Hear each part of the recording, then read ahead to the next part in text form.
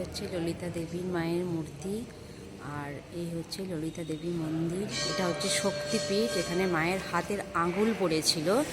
এটা হচ্ছে প্রয়াগরাজে।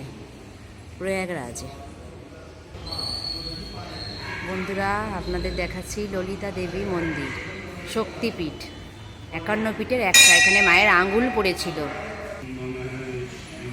ললিতা দেবীকে রক্ষা করছে এই যে ভৈরব ভব, ভৈরবের নাম ভব।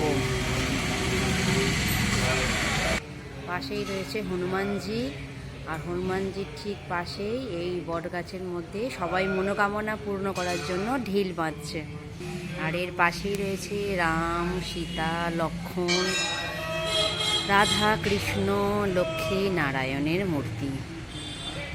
আর এই হলো মা ললিতা দেবীর মন্দির। এটা হলো একটা শক্তিপীঠ, 51 পীঠের একটা পীঠ। কেমন লাগলো কমেন্ট করে জানান।